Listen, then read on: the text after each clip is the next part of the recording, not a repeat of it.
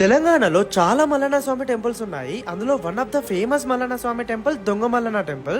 ఈ టెంపుల్ జగిత్యాల జిల్లాలోని మల్లన్నపేట అనే విలేజ్ లో ఉంది. అయితే ఈ టెంపుల్ దాదాపు 1000 సంవత్సరాల నుంచి ఇక్కడే ఉంది. అంటే ఇది చాలా పురాతనమైన టెంపుల్. అయితే కాకతీయులు పరిపాలించే సమయంలో ఈ ఊర్లో కొంతమంది దొంగలు పడి ఆవులని దొంగిలించారంట. అయితే దొంగలు ఈ ఊరివారు కానీ రాజుగారు కానీ చూస్తారేమో అని దేవుడా మేము ఎవరికి కనబడద్దు, ఒకవేళ కనబడకపోతే నీకు గుడి కట్టిస్తామని మొక్కుకున్నారంట మల్లన్న స్వామికి. అయితే వాళ్ళు ఎవరికి కనబడలేదంట.